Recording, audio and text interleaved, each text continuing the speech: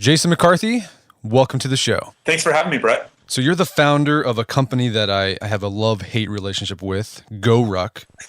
I love your bags. I love-hate your events, and we'll talk about those here in a bit. But before we get to there, let's talk a bit about your background before you started GORUCK. What did you do before you started a company that makes awesome backpacks?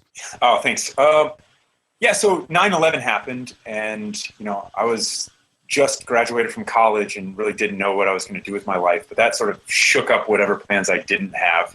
And so ultimately I wanted to join the military. I wanted to serve America in a time of war, like, the entire greatest generation did. And that's sort of been passed on from generation to generation in some ways. But, this was sort of a shake-up call for me. So I enlisted in 2003, after the Iraq war had sort of kicked off, and made it through Special Forces training. So was on a Special Forces A team from 2006 to 2008. And what Special Forces unit were you with? I was with 10th Special Forces Group, the first and best of them all. Right? So it's Army Special Forces, right? So often referred to as the Green Berets, which is, we're the only unit trained to conduct unconventional warfare, right? So it's sort of by, with, and through local partners, right? So the best example of, because I get this question a lot, and I hear Special Forces thrown out there a lot. It typically really means Army Special Forces within the military circles. And the best example of what makes Green Berets different than some of the other units is that we work by, with, and through local partner forces. So the best example of that was post 9/11. We sent a couple hundred Green Berets into Afghanistan, into the boneyard of the Soviet Empire, and we linked up with the Northern Alliance to defeat the Taliban. So not just go in with helicopters, assaulters, and guns and defeat the Taliban, but use the Northern Alliance as a force multiplier to achieve our mission, right? So, then in 2 months, we've got a new president of Afghanistan that was sworn in. Right. I mean, it was a pretty awesome feat, and it's a pretty amazing regiment community to have been a part of, because there's just so many giants' shoulders that we're all standing on. So how long did you do that stint in the military? And then when did you start GORUCK? Right. So I was in the military from 2003 to 2008. Right. And I was married to a girl, the absolute love of my life. And she was in the foreign service. So she was serving in West Africa, right? And in Africa. And actually, while we were married there was something that came out that said the 3 worst cities in the world to live in were N'Djamena, Chad, Abidjan, Cote d'Ivoire, and Baghdad. And we hit all 3 of those, right? While we were married, kind of afar and doing our thing. And so the original idea for GORUCK, though, came when I visited her, which was in Abidjan, which is West Africa, right? Like next to Ghana and places like that. And, it was surprising because in some ways it was more scary than the first time I showed up in Baghdad. Because in Baghdad, you've got a team, right? And you're really tight and you're good at working together. And here it's kind of like they love a good coup in Africa. It could happen at any time. And so you've got to be ready all of the time, right? And so you're driving around, you've got your truck, you've got your whatever, and you just don't, it's just a general sense of unease. And so I built a bag for her with additional supplies, extra ammo, for me in war, it was extra ammo and extra batteries and extra grenades and extra stuff like that. For her, it was more like, flashlights and what she would do in case of a coup if she was outside of the capital or away from home. I built another one that stayed at our home, right, in West Africa. And so the idea was to be ready in a time of crisis or a time of emergency. And even as our sort of personal life started crashing down, because we'd been married for 5 years and never lived together, there was this idea of you should do the GORUCK thing. And so the GORUCK thing did not become the private security consulting service in West Africa that I destined myself to live there and sort of build, because slowly I found myself sleeping on my buddy's couch in the East Village in New York City with an idea for GORUCK, and that was about it, right? So the idea for the bag lived on, and then the difficulty was how to get it manufactured. And not knowing anything about manufacturing, that posed a whole new set of problems. Right. So the design of the bag, I mean, they're really sturdy. I mean, I've got several of them. I use one of them for my go bag, kind of what you created for your wife and for yourself, and also as an ammo bag, or sort of a gun bag. What was the inspiration behind the design of the bag? Was it something that you used in your days as a Green Beret? Right. So the term GORUCK was sort of slang, go bag, bug out bag. That's what you would put in the trunk of the Humvee when you go out on a mission, right? And so the military has all the best stuff, and Special Forces has the better best stuff. And so I got a lot of access to a lot of different assault type packs. But what I found over time, especially as I personally was transitioning out of the military, was that they don't really transition to civilian life very well. Everyone wants the toughness, but you don't always want to have a trillion straps all over the place, right? So I had some assault packs, they were Black Hawk and Camelback, and there was an LBT giant Special Forces medical pack that I used for Emily in West Africa. And so those were certainly inspirations from hey, these are construction. This is the material. There's a little bit of Velcro. And in their case, there was a lot of Velcro. There were compression straps all over the place, and they looked like military assault packs. The original goal was to say, hey, we want one bag that's going to thrive in Baghdad and in New York City, right? Because that was the convergence of my life. I'm sleeping on my buddy's couch in the East Village, having sort of my heart still with my team who was back in war at that time, and life was not in a really good place for me. So this bag became this sort of symbol in my own head, right, for this bridge between these two worlds that I was starting to try to cross myself. And then obviously the events became a further extension of that. Right. So you didn't know anything about manufacturing. How did you learn that? Was it just trial by fire? Oh, it was the biggest problem was everything. I had no idea, right? I didn't know the difference between R&D and scale manufacturing. I didn't know how to sew. I didn't know where materials came from. I didn't know anything. So I actually placed an ad in Craigslist, New York City. And this was 2008. So you go back then, and the economy was not in a good place. And so this team of this couple had been laid off their job in New Zealand and then moved back to Montana. And they were trolling for work to pay the bills, right?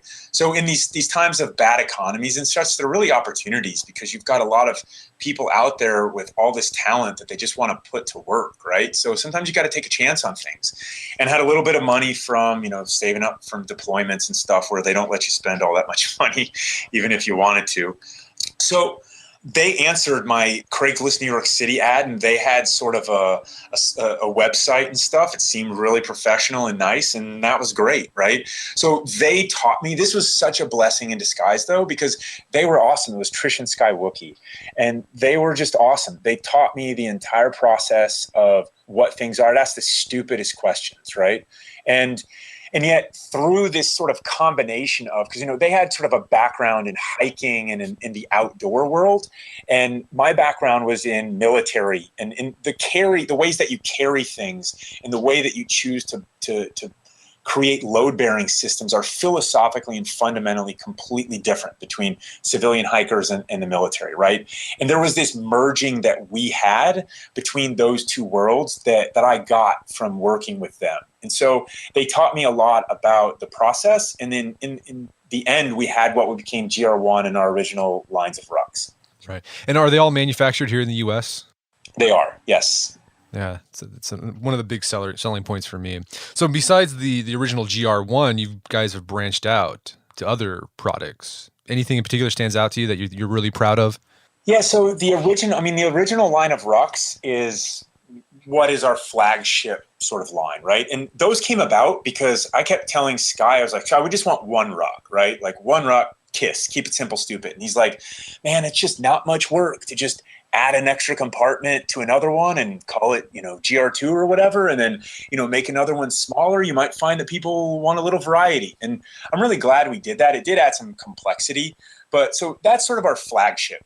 What we're really turning toward now is the apparel side, right? And in that, the simple pants, the challenge pants, those are sort of the flagship products of that at this time.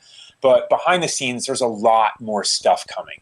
And this is through, again, a great partnership that we have with Joe Duhan at KL Manufacturing out in Spokane, Washington. They build all of our apparel. It's obviously made in the States. And we're really turning toward that for more, broad appeal, if you will. I mean, apparel's a different game. They say it's really hard, and they say everything's hard. So, that just means work hard, be smart, whatever that is. Set your mind to it, and you can do it. So we have a great partnership with him. Like at the last Olympics, 25 countries were wearing performance gear that he had built in Spokane, Washington, stuff like that. So he's a great partner. We're scaling up with him, doing a lot of the R&D work directly with him, and then field testing it and back for more. So the apparel is in its infancy relative to where it's going, and we're really proud of it. Awesome. Well, let's shift gears and talk about the events. But before we talk about the event specifically, let's talk about the act of rucking. What is rucking? Is it just putting on a backpack and walking? Right. So rucking it's a military word, right? Like there's no such thing as backpacking in the military. Everything is rucking. And a backpack, there's no such thing as a backpack. There's a ruck or a rucksack, right? So it's really a verb and a noun. You wear a ruck and you go for a ruck. You go rucking or however you can say it that doesn't confuse all of those English words that I probably just messed up. But the point is that this is the foundation of all special forces training. You put some weight on your back and you go for a walk. Now, more weight, it's harder to go faster, of course. Less weight, it's easier to go faster. There are sort of training implications on your body, right? I mean, what I don't recommend doing is the amount of weight that you have to carry in special forces training. That gets to be a lot. Like some of it was 125 pounds plus for, the better part of days. Right. And that's too much. The military takes the fun out of pretty much all of that kind of stuff. Right. Like scuba diving, it's fun until you have to go to dive school, which I didn't, but a lot of my buddies did. It's like you think jumping out of planes is fun. Well, how would you like to wake up at 3 a.m. and stand there in line for 6 hours before you get your 3-second fix? Right. I mean, there's a lot of fun that the military takes out of things, but the foundational fitness element of special forces training is just to go for a ruck. Put some weight on your back and you go for a walk. That's awesome. And there's a lot of benefits. I think you did a video a while back ago saying you get about the same amount of workout doing an hour-long ruck than you would running a 5K or something like that. Right. So look, everybody hates to run, right? I hate to run. We as a culture, as a society, we've been almost shamed into becoming fit, right? Like when you played high school sports and you messed up as a team, what did they do? They made you go run. Right? Because it sucks that bad, And so there are fitness benefits to rucking as opposed to running. Like, for instance, every time you go for a run, every stride you take, you put between 7 and 12 times your body weight onto your knee, right? When you ruck, because the gait is different, you put between 2 and 3 times your body weight plus whatever you're carrying, right, onto your knee. So the impact on your knee is significantly less. They don't call it runner's knee for nothing, right? Because it's running is hard on your knees. There's also the resistance part of rucking is that you're putting weight on your back, right? And you're moving with really your money makers, your glutes and your thighs, right? So those are getting a workout as well, in addition to your shoulders and your back. So people in the military, they have big, strong backs, not because there's a back machine at the military gyms that's exclusive to those. It's because there's more time under weight. And to sort of modernize this as well, all of us have phones and we stare down at those phones or we stare down at our screens and it starts to round our neck forward. This is really bad for our posture because our body gets used to that. And then we stay in that sort of position more easily. Well, with rucking, when you put the weight on your shoulders and back, what you'll find is that it's really uncomfortable to try to roll your shoulders forward. So in essence, as you're rucking, you're correcting your posture that you're doing while you sit at your desk or stare at your phone all day. That's awesome. And walking is it's a foundational movement. I think that's such a useful movement to have because if, let's say the stuff does hit the fan, and you got to get out, you're probably going to have to walk a lot. Yeah. I mean, so it's like you want to be a hard target or you want to be an easy target, right? You're probably not going to be judged by your ability to pick up a car like Mr. Incredible, right? You might, but you probably won't. It's probably, can you evade and escape, right? Because when stuff does hit the fan, the last thing you want to do is pick a fight, right? That's one of the things that you learn is this special forces mindset is that if you're going to get into a fight, it should be a life or death fight. Bar fights and picking stupid fights it's for amateurs, right? Like what you have to focus on is, I'll walk away from damn near any fight, but if I get into a fight, it's not going to be good, right? And that same type of mindset, you need to be able to move when it's time to evade and escape. Right. I definitely prefer rucking over running. If I need to do cardio, I'll put on my 40-pound rucksack and just go to a park nearby and just ruck as opposed to running. I will do anything to avoid running. It's not fun.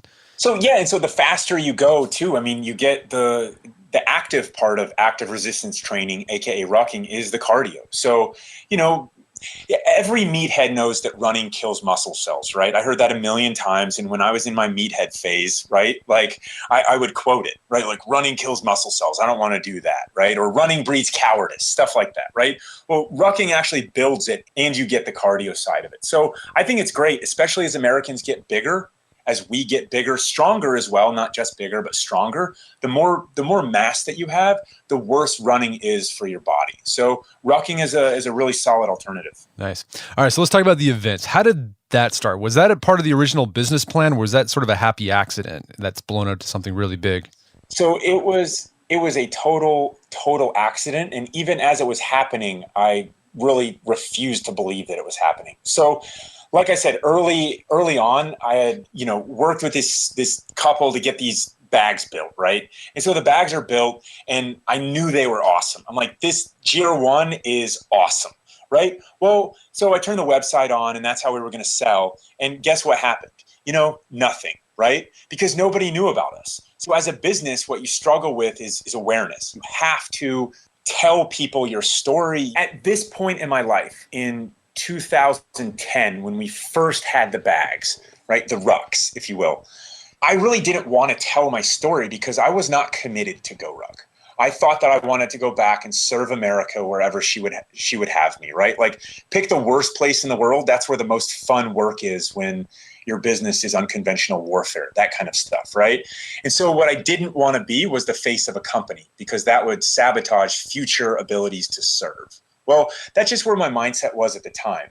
So that said, I had borrowed money from my dad, who it was an investment, but I'd taken money from my dad a little bit to buy inventory, to drive around to all 48 states to try to, tell people the story face to face, right? Because that's going to get them to buy something, I guess, right?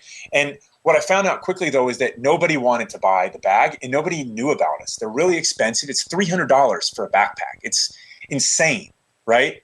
It's insane. You can go to Walmart, of course, and buy something for $20. Of course, it's going to fall apart, but it's just people are conditioned to think that, if what things should cost, right? And so what happened was I was like, I've got every dollar in this product that I really believe in.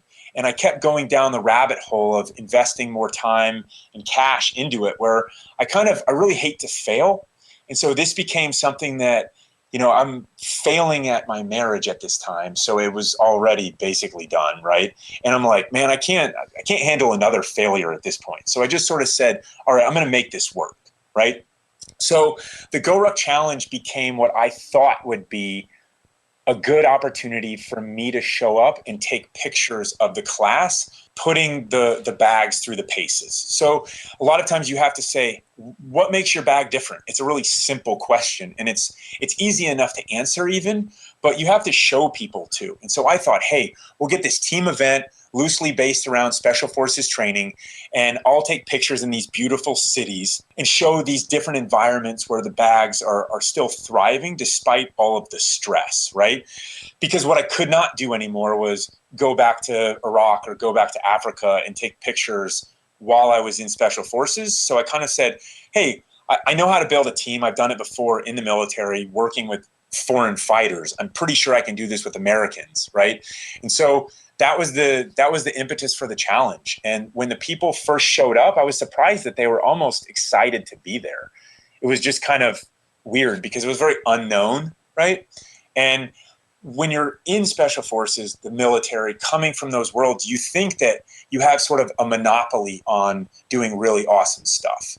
And yes, you do get to do really awesome stuff, but there's a lot of people out there that share this same kindred spirit, this same love of life, that want to push themselves to extremes. And I found a lot of those people through leading GORUCK challenges. And in the course of this, building teams and getting feedback from people about they've never quite experienced anything like that and how they would take it back to their daily lives. What I did not foresee was that the GORUCK challenge would be about the people wearing the rucks, not the rucks that were on their backs, right? So people became the focus of GORUCK through the challenge, and via grassroots, we grew. And that became the awareness driver that GORUCK needed in order to get people to find out about us and what we believe in and what we stand for. And so now, is that a big part of your business? Are the events? So it's interestingly enough, it's a complex business to have two completely separate parts of a company, and yet they collectively form the GORUCK brand. And so what I mean is, operationally, the manufacturing culture is largely a 9-to-5 type of blue collar work. Like my dad is a union member in Ohio, right? Like he shows up at 9, he leaves at 5. And, there's overtime sometimes, but it's machinery. It's really hard. You're on your feet. You're working with your hands all day long, right? And then you've got this events culture, which is, it's just sort of, there's a back end and a headquarters that's marketing and stuff, sure. But the actual events, they're overnight. It's extreme conditions of hours. It's atypical. It's the opposite of 9 to 5. And so culturally, putting both of those underneath the GORUCK umbrella has been a challenge, like little c as opposed to big C GORUCK challenge. But it's also been what has sort of propelled us. So as sort of a tactical business case study, if you will, like the event revenue is about 25% of GORUCK's revenue.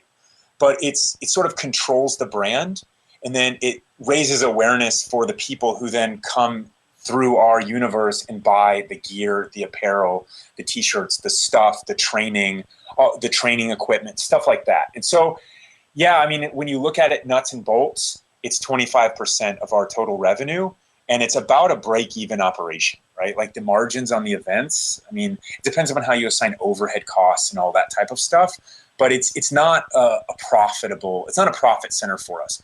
But early on in the early days, what it was people would pay today for an event that was happening in the future. And I used that money in order to buy more inventory. So I sort of had this sort of yin yang, this house of cards almost thing going, where it's like you're using money that you have to provide a service later, but it's funneling into inventory purchases now, right? So there was a fair amount of juggling, and to a certain extent, there's always going to be a little bit of that, right, from a cash standpoint. But so that's a little bit behind the scenes nuts and bolts. But ultimately, for me, it's one GORUCK. And I think about both sides a lot, and I think about how to strengthen gear with events and events with gear.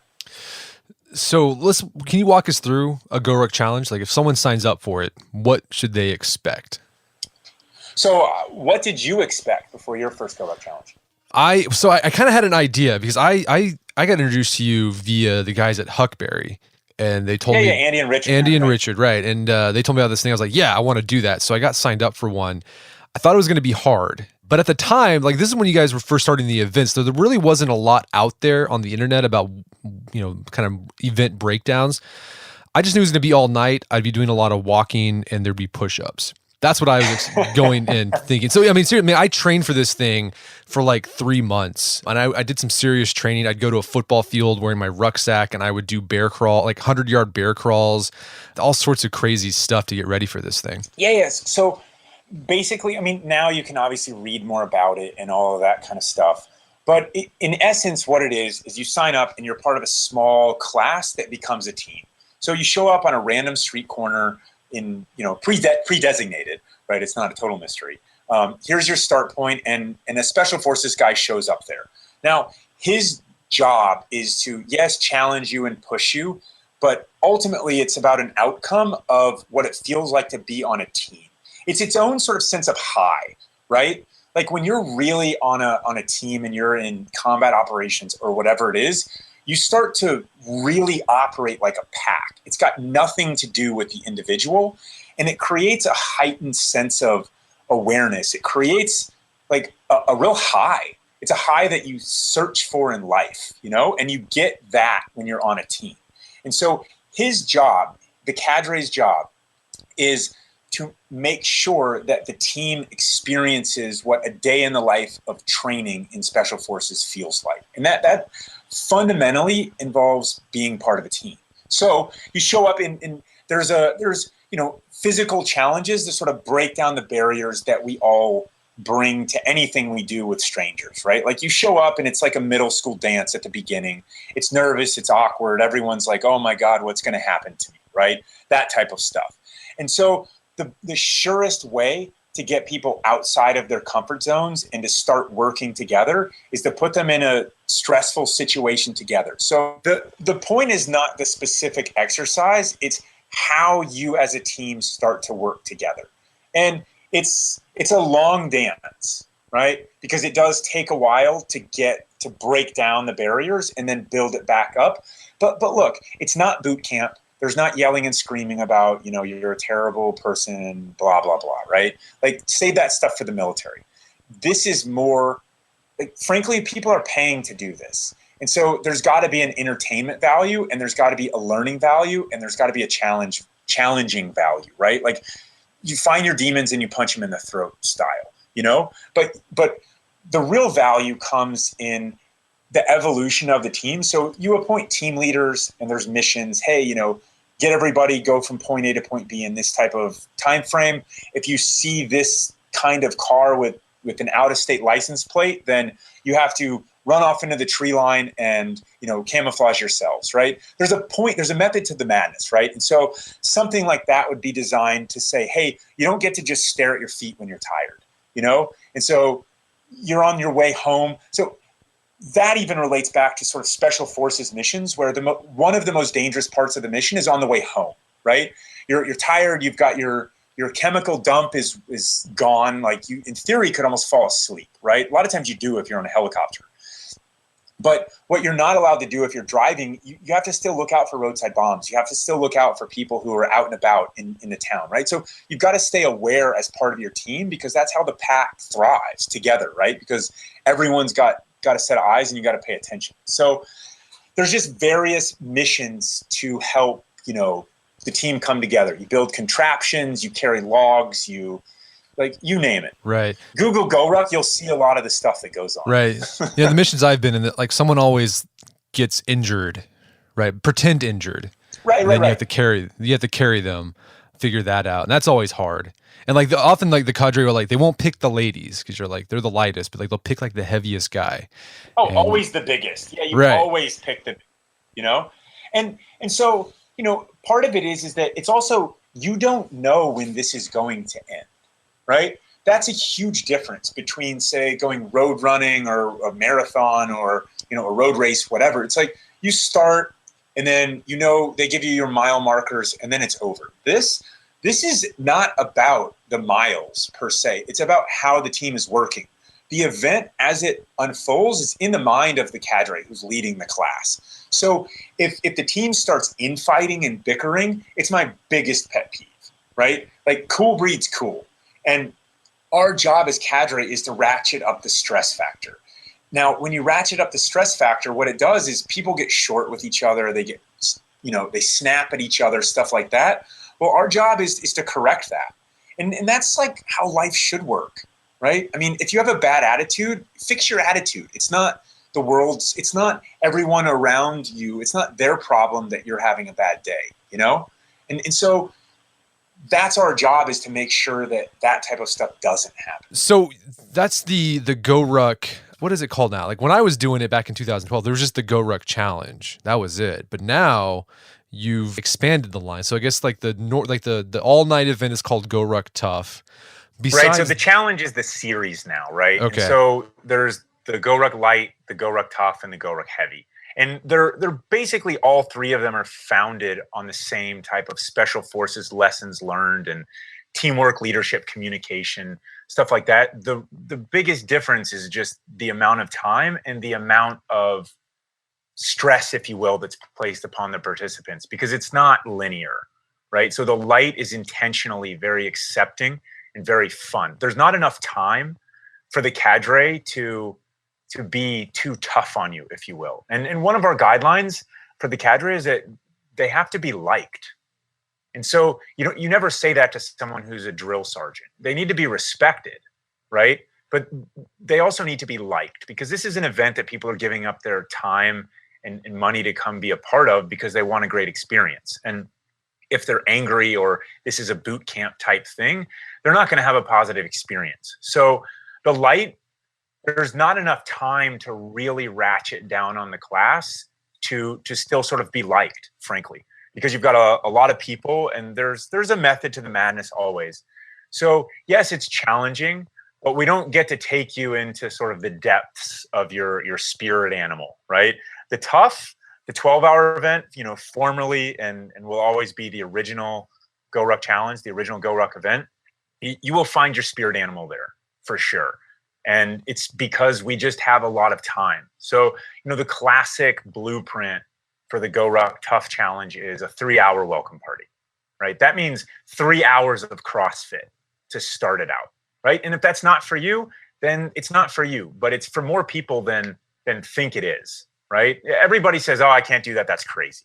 Then they show up and they do it, and they, these are the ones that become lifelong converts. And then there's the heavy, which is, you'll find multiple spirit animals at that one. Yeah, I haven't done that one. I haven't done heavy. I've done like probably 3 toughs. Yeah. Haven't done the heavy yet.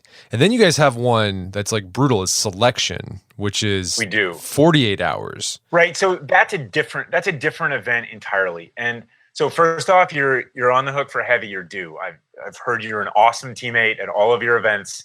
I know you love to lift heavy stuff because I get your newsletters, right? And right. Heavy's just lifting heavy stuff for longer, right? So it's a good one though. It's still the team event. It's still the same philosophy of working together and stuff. It's just longer, pushes you harder. So selection is kind of the dark side of GORUCK though. It sort of stole all the oxygen out of the room a few years ago, and we had a lot of them. And ultimately, it's based off of Special Forces assessment and selection. So it's not a team event. It's not a fun event ever. It's not sort of designed to empower you, except insofar as it will teach you a lot of humility. And that's the greatest lesson that I learned from both completing the Special Forces qualification course, which was only the beginning of my real service, and then serving was humility. And the guys that you serve with, they give it to you, and the training, you get it from the cadre who are in the training. But selection is if there's a tougher endurance event in the world, I've never seen it. Yeah, no, it looks pretty brutal. But besides these other events, you guys have branched out. Like you have one event that I did a few weeks ago here in Tulsa was called Constellation. And it was a lot of fun. If someone were to sign up for that, what would someone expect there? And what's the goal of Constellation? So we were just chatting before. What did you describe it to your friends as? I described it as adult hide and seek in downtown Tulsa while learning urban survival skills. Yeah, so I mean, that's about right. Look, I mean, at the foundation of what GORUCK events are and do is we have these Special Forces cadre, and the depth of experience is enormous. And so yes, there's this physical event called the GORUCK Challenge, and we've got a pretty strong blueprint on that. We know how to build teams, and yet there's a lot more stuff that we can teach, our cadre can teach. And so urban survival is certainly one of them. And so what we see Constellation as is a series that runs parallel to the challenge. Right. So it's authentic in all of the same ways that the challenge are. It's led by Special Forces guys, and they teach you Special Forces lessons. They're designed to empower, though. This isn't designed for you to become a spy or anything like that. Right. It's designed for you to show up and learn what to do in a time of crisis. And more than anything, what you'll learn is that it's a mindset. It's a mindset of being in Special Forces where I'm not the best thing at anything, but I know I can figure it out.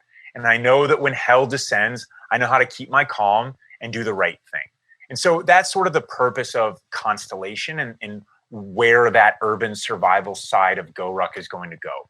And so we also have, expeditions that are out in the out in the wilderness. And, basically there's lots of outdoor style companies. It's just our outdoor events are led by current and former special forces guys. I mean, Boy Scouts that also have war stories, which is pretty cool.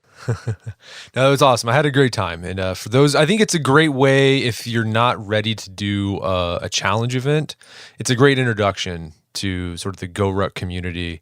And then from there. Yeah, so the best part is about GORUCK is the people. Yeah. The community. And so we want people to see that community. And Constellation is certainly a new way in. Yeah. I mean, let's talk about that. I mean, I feel like, let's talk about like what your big picture goals are with these events. It's not just about selling bags and selling the GORUCK brand. I mean, it seems like you guys actually have like a big picture goal. Like you want to change the culture in some way. And the events that I've done, I feel like one of the big lessons that the cadres are trying to pound into our heads is this idea of teamwork. Because I remember, you talk about that welcome party, they always said like the welcome party will last as long as you want or you need it to last. I'm like, what does that mean? And it was like he would keep it going until he saw that we were working as a team. And it always took like 2 or 3 hours for people to kind of get that idea. So, I mean, is that the biggest issue you see when people do these events? Like they're thinking like an individual and they don't want to think like a team member? Yeah, I mean, I think all of us do it. Right. I mean, we live our lives and, we all have our iPhones and our iFurniture and our iHouses and everything.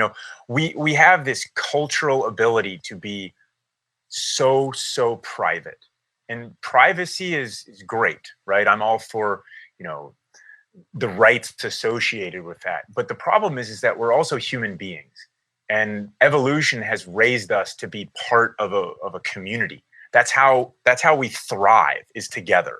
And right now, GORUCK is running counterculture to this idea of it's all about me, right? So everyone sits and waits for, when's the next iPhone going to come out? Because then I'll be happy, right? I'll put my headphones in and I'll walk around by myself and I'll listen to my music on my phone and see my world. And, it's all about me. And we're at our events, and just in the way that we want to live our lives, is we want to be part of something bigger than ourselves. And so where I've seen that operate the best is in the United States Army Special Forces. I mean, it is exactly not about you. It is about your team. And so we bottle up that little bit of magic, that way of life, and we bring that with us to our events. And it colors the way that we talk about what we do and how we do it, and certainly shapes our thinking and how we should be leading events and teaching people that way of life. Right. Yeah. I mean, the big take. I love that lesson when we had to, like, during the welcome party, like the cadre just finally had to tell us, all right, like, you guys have to do this thing together. Like everything has to be in sync. If you don't do it in sync, then we're going to keep doing this until you get it in sync. And what's amazing is that really breaks down the barriers. Like after that welcome party, the rest of the night, people are looking out for each other. They're humble. They're no longer thinking like an individual, but rather they're thinking like a team player. So like that welcome party really is sort of like that rite of passage into the GORUCK community that breaks down those walls and makes you start thinking like you're part of a team. Yeah. So the GORUCK challenge, it's an easier way to do this because pain is a very powerful motivator. Right. And so once you show up to any school or to any job for that matter, right, you're playing by someone else's rules. Now, over time, you can help evolve those rules, maybe. Usually in military settings and stuff, you can't. You're just playing by their rules. And so at the GORUCK challenge, it's the cadre sets the rules. And so you have to play by those rules. That's sort of the definition of it, right? And so what we're trying to show people is that it's not about how fast you can do this by yourself, because we see that a lot, right? Someone will show up and they just think they show up they're just a little cocky. I'm going to crush this. And it's about me. A lot of people sign up to prove something to themselves, and they learn a little something extra while they're there along this journey after they eat their humble pie, and they show up and they're barking orders at everyone because they're doing the push-ups better or the whatever bear crawls better. And so you're a cadre told you, hey, you have to do this together. For whatever reason, breaking down the barriers of our lives, it takes a little bit of time. People are naturally don't just go up to each other and say, hey, let's work together. You have to build rapport. That's a process. It takes time. It takes trust. And in this case, it's just highly accelerated because there's a motivator to making sure that you work together, aka pain, right? Yeah, I love that. I mean, what lessons do you think on leadership do you think a man can learn from taking part in a GORUCK challenge? So you can't learn a lot from leadership in just books. To learn is to do. And when you're given an opportunity to lead, you have to do it. So we sort of break down the process into 4 steps, like solving problems in life in general. Understand the problem, visualize a solution, over communicate, and then adapt to win. And so if you apply these sort of steps to any problem, you'll know where you are in this sort of decision-making process, and it helps you be a better leader. So understand the problem. A lot of times people hear what they want to hear, not what's actually being said. And so they start going off in the wrong direction, solving the wrong problem, if you will, right? After you have made sure that you brief your boss back what you thought you understood the problem to be, right? Then you say, okay, now you've got to visualize a solution, right? You say, okay, this is how we're going to solve this. Sometimes it requires consensus. Other times it doesn't. Sometimes you got to task, not ask, right? Over communicate your plan to your team. And by the way, over communication is literally impossible. It's not possible to over communicate. It's just life changes, anything changes, you got to communicate those changes to everyone. There's nothing more boring than being sort of a private in life or in the military and not knowing what's going on, and you're just told to stand over there and do nothing. Right? That's not a fun place to be. And so if you're in charge, make sure that people know what's going on. And then adapt to win basically just means Murphy's gonna strike. It's not if, it's when. And you have to then reassess where you are with your plan and your team.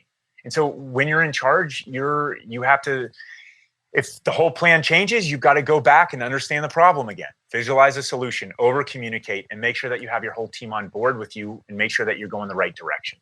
But ultimately, that's sort of a system. Leadership is about doing. You've got to do. You've got to make decisions. And then if they're the wrong decisions, you got to fail fast. You got to eat some humble pie. You got to correct it quickly, and you got to keep on going with a new, better plan. Yeah. What I love about the challenge is that pretty much everyone will have a chance to be a leader at some point in the night where they'll have to lead some mission, but then everyone will also have a turn being a follower. And I think that's an important part of learning how to be a leader, is learning how to be a good follower as well. And it's amazing. It's amazing to see I don't know, like some people are terrified of actually being a leader for like 2 hours during a GORUCK event. But by the end of it, like you can see that confidence because they actually got to practice that leadership theory you were talking about. Yeah, we're really big on empowerment, and there's so many times in life where people are just too scared to take the first step. And I know, because I've been there, right? Like I'm the guy that couldn't ask the love of his life to go out with him on a date for like a decade. So I'm not sitting here just some barrel-chested freedom fighter, And it's like sometimes the first step's really hard, and being forced to take that first step can be the best thing that ever happened to you. Yeah. Well, I'm sure you've had a lot of stories, because I think you and Huckberry guys have done this thing where they have like a battle story event where you guys get together and drink some beer and then share stories of, past GORUCK event glories. I'm curious, in your time doing the challenges in these events, have there been any stories of people whose lives were transformed because of an event that really stuck out to you and really, I don't know, like it sticks with you and you're like, man, this is why we do it. This is why we're doing this thing that we're doing. Yeah, I mean, the most tangible story. I mean, I'm pretty accessible on Facebook, and so people reach out to me and stuff, which I love, frankly. I love our community and our people. And one notable story was a guy transitioning. He had already transitioned out of the military and was just in a really dark place. And, as he's recounting later, he's like, I was on the verge of killing myself. And I needed something. And for whatever reason, the idea of showing up and suffering with other people like I used to do in the military at a GORUCK challenge, it spoke to me. And instead of killing myself, I showed up at the GORUCK Challenge and I became part of this awesome community. And it wasn't an overnight fix for me. So I just got goosebumps.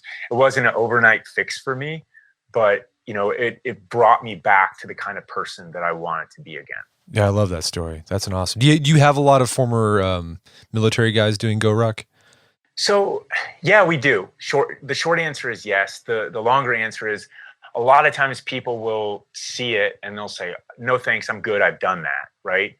But as we who have been in sort of get more removed from it, you realize that the best part about the Army was also the people, right? The people that you got to serve with and beside. And that's what GORUCK sort of replicates. So it fills a lot of voids in people's lives like that. And I think for the better. Yeah. I know in my experience, I'd never served in the military, but I feel like the challenges have been a way for me to rub shoulders with veterans. And it's a great way for civilians and veterans to rub shoulders and do something together. And for civilians to get an insight into what, veterans did instead of the whole, thank you for your service. Like you actually get to do something with these guys. And I think the veterans like that too, because, they're just doing something. They're not I feel like sometimes they feel awkward being told, thank you for your service, kind of be put on a pedestal. Sometimes they just want to like live their life and do something with just like a normal human being. So I feel like been a benefit to me personally doing the events.